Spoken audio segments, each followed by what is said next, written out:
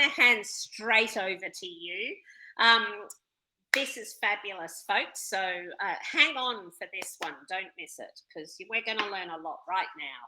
I'm shutting up. Good. Andrew, you're the best. Thanks, everyone. Really nice to be here. Really appreciate the opportunity. Just before we get started, I just wanted to call out definitely quote of the day. Huge. I'm feeling a bit intimidated now going in after Michelle. Give me anything and I can 4-box that bastard.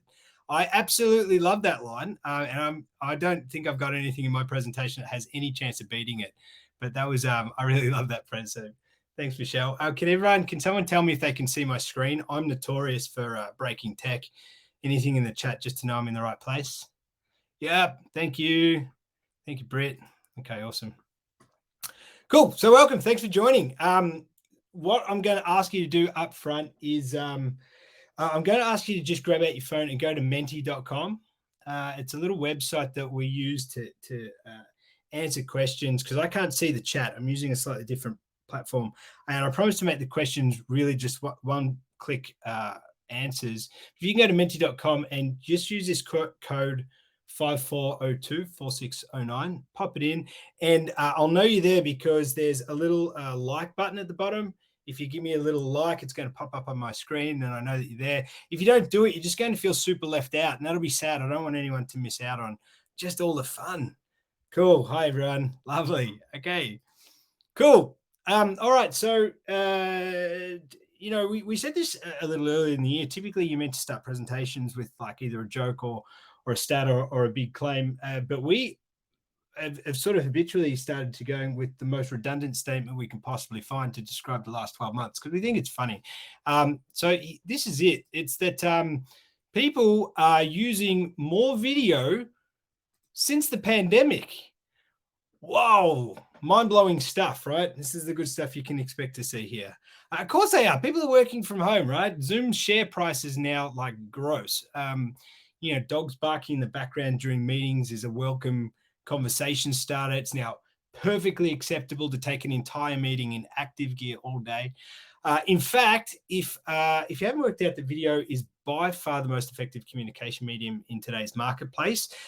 It's unlikely you're going to get a huge amount of value from this particular presentation, but Andrea informs me that there's a wonderful group talking down the road about how the world is not in fact flat. But for everybody else, all the sticklers for stats out there, we'd run this big global survey each year on the effectiveness of the state of video in talent. And here's a couple of, again, probably extremely unremarkable and unsurprising results that have come out of this year's survey so far. The first one is that 75% of everyone who responded said that the value of video has increased with the pandemic. Again, shouldn't be too much of a shock yet.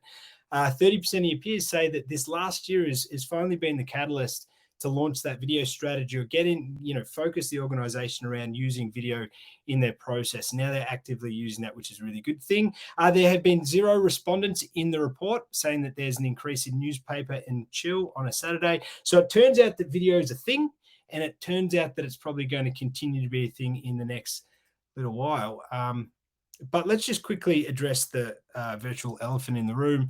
Why do we run the world's largest survey for video and talent? Well, we are Video My Job. We're a video tech company.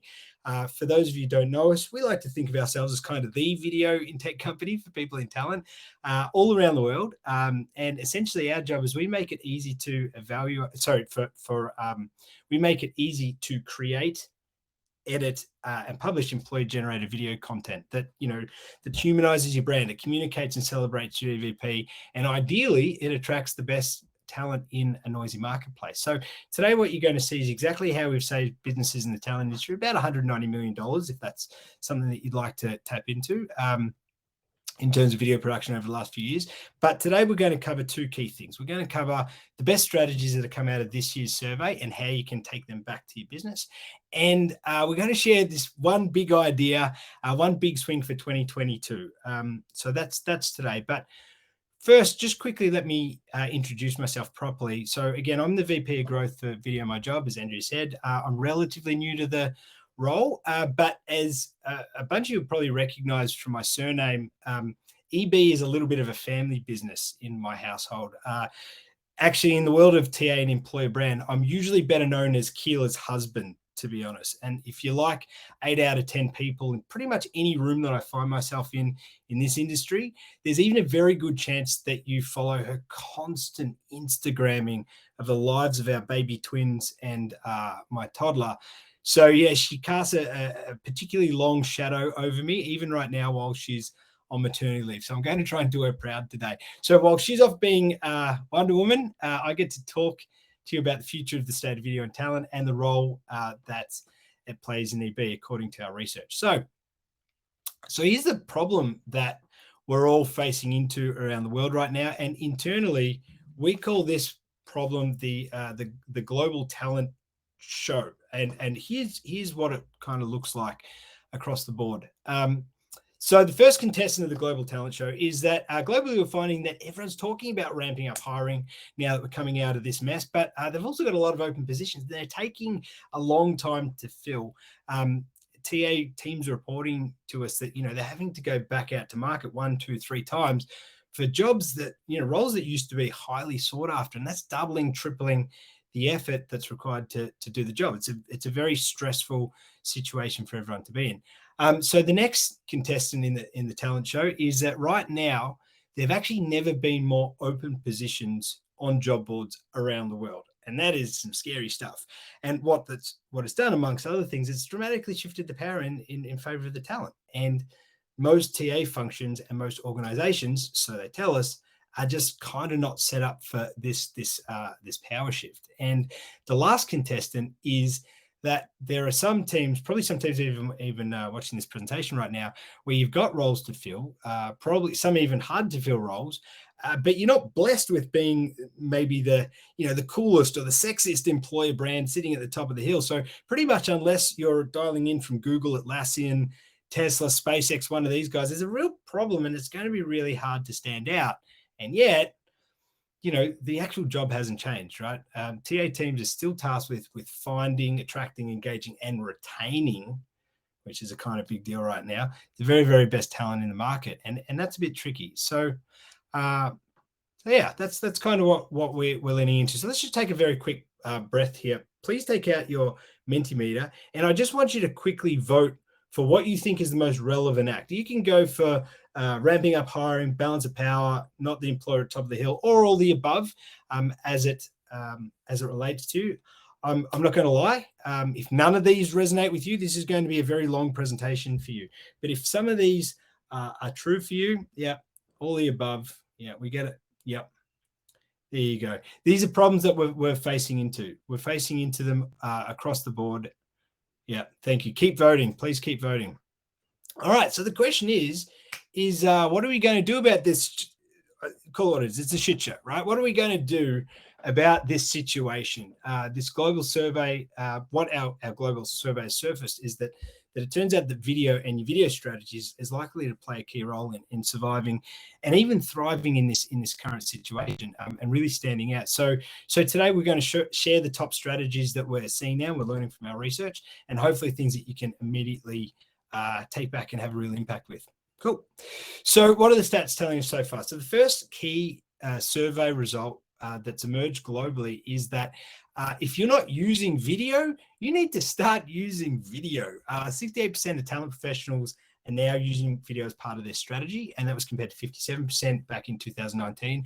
But even if you don't care about 11%, which doesn't seem like much until you think about how many people we're talking about, just think about 68%. 68% is way past the early adopter stage, right? We're not talking about some, new crazy innovation of using video in talent. Video has now become, a really core part of the talent strategy and telling your brand story. And the other thing that emerged from the research is it's not just about one type of video either, because a lot of the time when people think about video, they think about that like hyper polished corporate video, 2 months to make, 25 grand to build, out with an agency. But they're not thinking about really what's come out of the last few months, at speed, which is the CEO of the company or seniors walking down the street, drinking their coffee, walking their poodle. This is the kind of stuff that employees and candidates are really, really resonating with. And effectively, if you're not in that you're not on that channel. You're kind of off that channel, which is a bit of a problem. And to put in the words of one completely impartial thought leader in the space, the world is starting to open up again, and companies are using video to reintroduce their redefined brands. Hey, look, I can't help who says the prettiest thing. So anyway, the next big video strategy is this: you need employee stories, not just video jobs. So not just video job ads. So when we started Video My Job 6 years ago, video in job ads was really exciting. It was new. But what we've seen in this survey, fast forwarding all these years, is that employee stories are now the big focus, right? Employer brand is the conversation of the day. And obviously this has been accelerated by the global, situation, but 49% of talent professionals are now hyper-focused on telling employee stories. Now, this is not to say, and I want to be really clear, it's not to say that video job ads aren't important anymore. It's actually the opposite.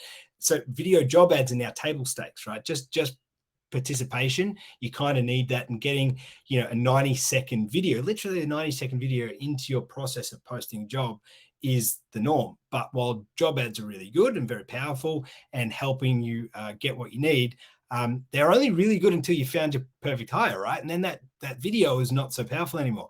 Employee stories, on the other hand, they're important at every part of the candidate journey, from before and even after the accepting the offer or the offer stage. So employee stories, they've got an extremely long shelf life. They can be reused in many different parts of an EB strategy.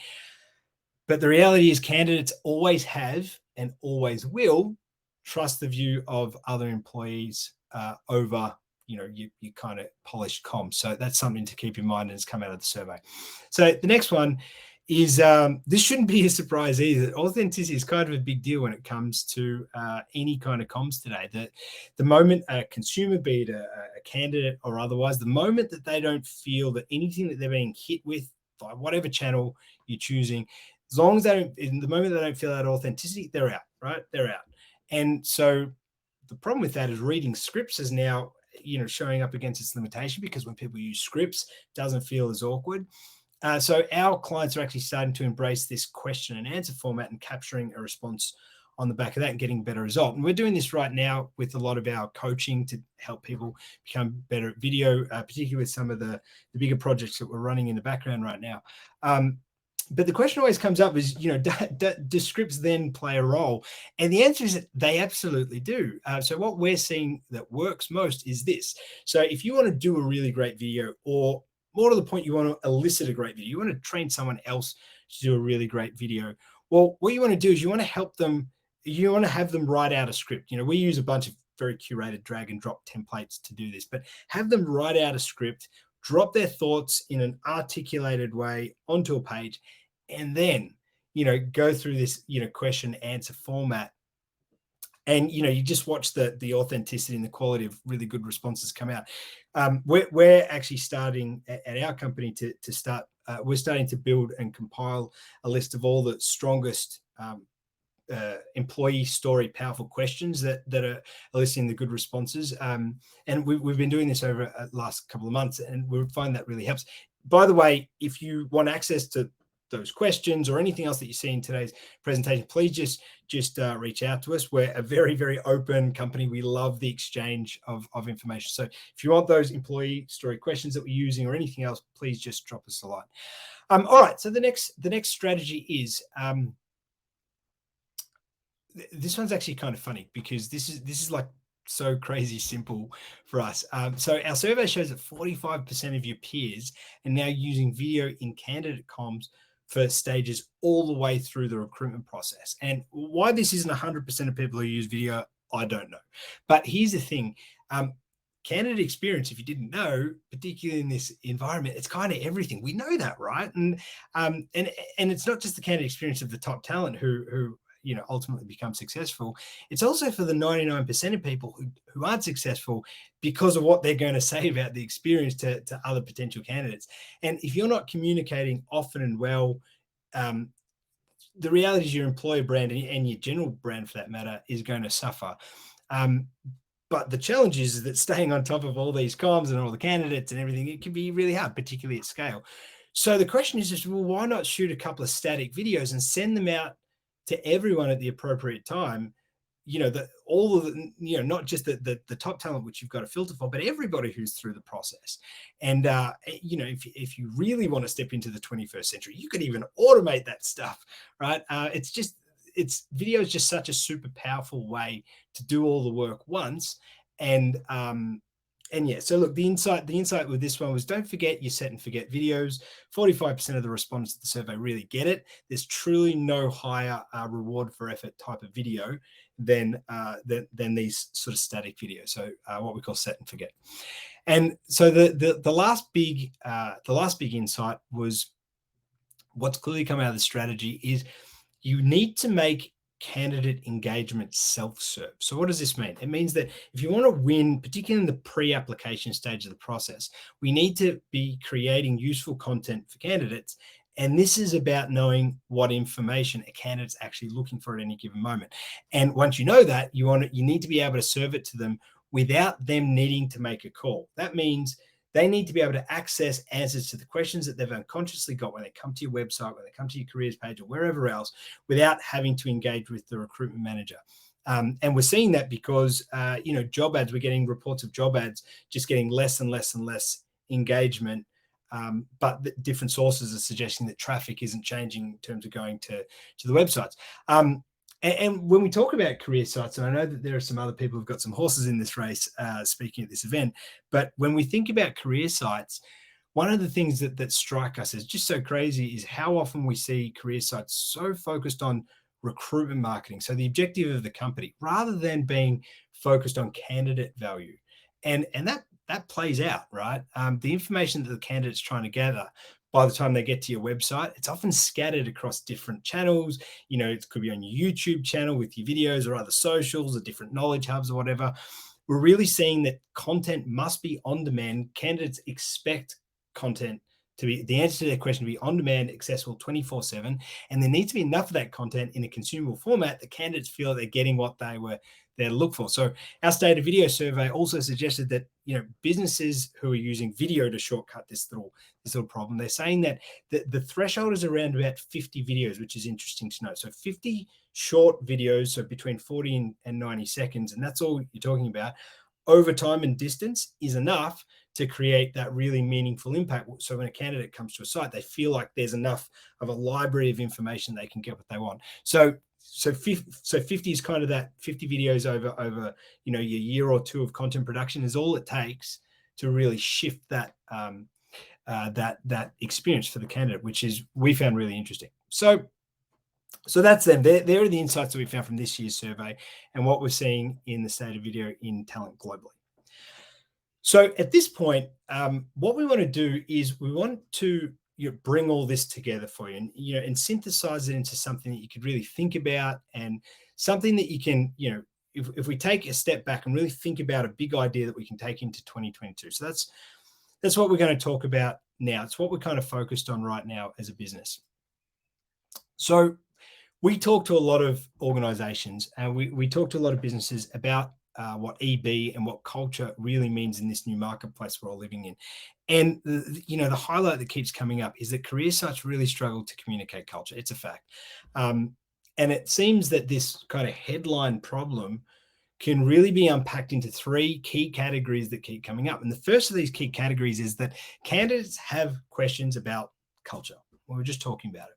The reality is that the very top quality candidates, they are in fact still coming to career sites, even if the career sites isn't necessarily your best asset.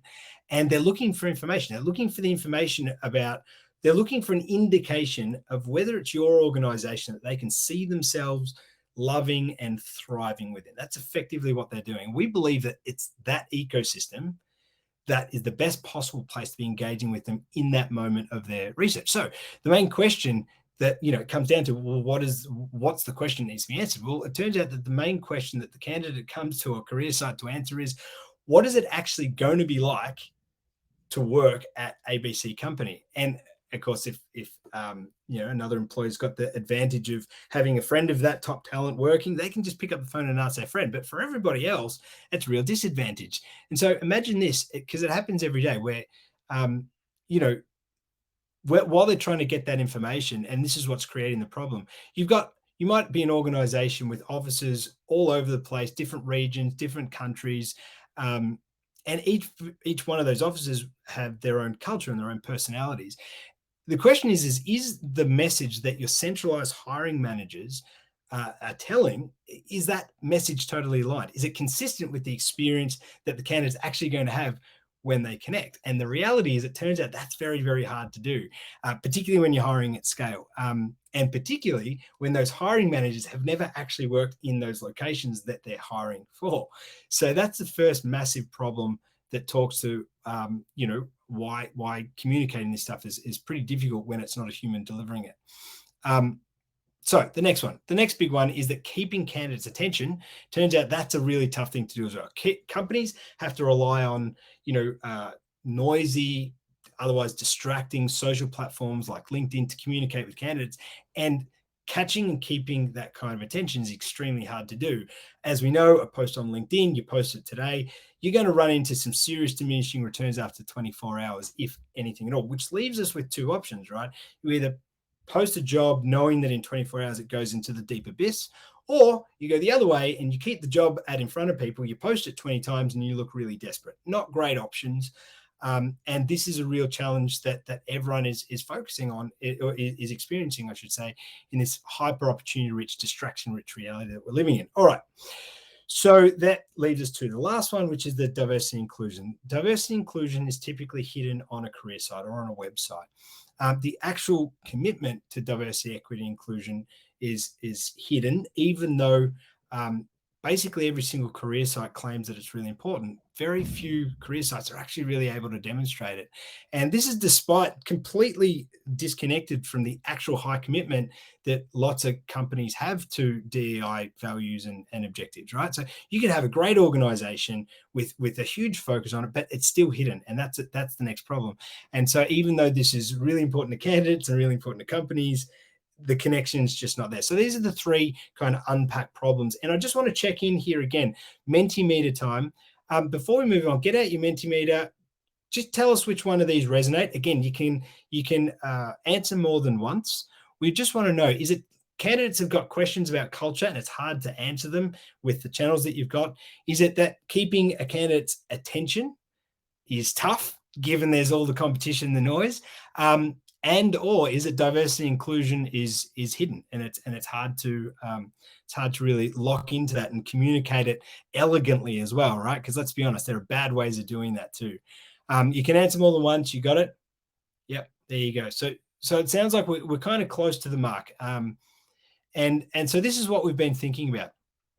Now I'm just going to ask one more question so it doesn't get annoying. And this is it, right? So here's a question. How do you feel about your current organization's career site today? On a scale of our little chocolate ice cream fella over here, which is, you cower in a corner and hope that no one ever asks about your career site, all the way up to our big red heart here with love, love, love career site. I bring it up every single family dinner, twice on Christmas. How do you feel about your organization's current career page? Okay. So unless a few people have not answered yet, there's a pretty obvious trend here. And interestingly, this is not an uncommon trend. We've got a few people doing the meh. The meh, this for the fence sitters. We wanted some fence sitters. Lovely. We've got some mildly content people. That's good too. But the overwhelming majority says that, the career site's a real problem. And we just think that it's an amazing asset that could be maximized. And it also brings us to the cost, right? Like there's a cost of getting this stuff wrong, which we're all experiencing every day. LinkedIn, it's crowded. Brands compete for attention. Seek, increases costs year on year, and it's not more effective because there are more jobs to choose from. And you get it. And then, we've got a recruitment hard cost, time to hire, quality of hire, retention, all the favorites. But it's actually this last one, disconnected brand costs, that we think is the most interesting. See, we think that connecting an employer brand, all along the candidate experience saves time down the funnel. And here's what we mean. The worst thing that can possibly happen, and most people on this call might have experienced this, is that you get the perfect candidate all the way down to offer stage, only to lose them to another business pitching at them that's better communicated their culture and their brand, right? This is what we're trying to solve for. And this is what the TA industry all around the world is telling us is the biggest problem. So kind of got us thinking and started us on this journey, thinking about this problem statement. What if you could keep the attention in your ecosystem, right? What if you could keep the candidates, particularly top quality candidates, in a place where you can answer key questions, the ones that they actually want to know, where you know what they're asking and you've got the answer. And imagine if you could just from there direct that best traffic straight to jobs, your open recs, without all the competition.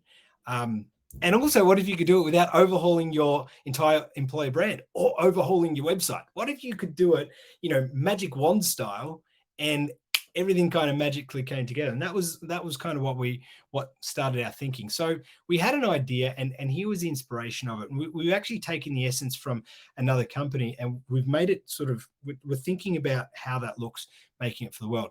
A bunch of people here, you probably know the brand Box. It's a massive, top 10 tech behemoth company. They compete for talent against the Googles and the Microsofts and all those guys. So what they've done is, if you go to their careers side, in this bottom right-hand corner, what they've done is, typically in the place where you would find a pretty useless proactive chat bot, I should say. And I don't say chat is useless. I think it has its place, but it's not really effective on a career page. Why? Because the candidate, if they're on that page, it's clear that they're not really ready for a conversation, because conversation pages are somewhere else. So where you'd usually suck up this real estate, what Box has done is they've put this little thing in. So imagine a candidate comes to your website or your career site, and they see this little video with a real person and a title that's saying, what's it really like to work at my team here at, in this case, Box, right? And rather than them then passively skimming through your career site and, skipping over the motherhood statements that are the same as the last 50 career sites that they've seen, they actually see a real human, and it actually rotates. It's a live little thing, 3 feature videos, and they see a real human to hear what they've got to say. And and if you click on the human, all of a sudden you're presented with this whole library of people answering different questions, which are likely either consciously or unconsciously what the candidate's trying to have answered. And secondarily, what are you also doing? They're also demonstrating that they've got this amazingly diverse group of humans, different ethnicities, different age groups, different everything you can think of, not just stock images that are kind of forced into a weird picture in an office, right? But real people. And if we click on them, we can actually meet them, and you can actually find out what it would actually be like to work with a person in a given office. And we got really inspired by this. And so we told one of our clients, Dynatrace. You probably know Dynatrace. They're a NASDAQ listed big company in the US. And Betsy from Dynatrace said, look, I don't care if it works or it doesn't work. I need you to build it for us. I want it. So like, well, okay, well, let's do it. So we did. So we actually built this little widgety thing. This is ours. And we did it with the goal that we could replicate the same kind of conditions, but we could do it in a way that would meet the brand guidelines and the style guidelines, the brand requirements of any company. And you got these cool little. This is live, by the way. You can go check this out. You can filter by, which questions you want answered. But most importantly, I think, is you can filter by specifically where. Let's say that I've never been to Canberra. I've never been to Canberra, and I want to know what's it like to work with the people in the Canberra office. So I go to this gentleman over here, and Maury's going to talk to me about what's the best thing about working at Dynatrace, and I can hear Maury actually give me that answer, which is super cool. I encourage you to go look at it.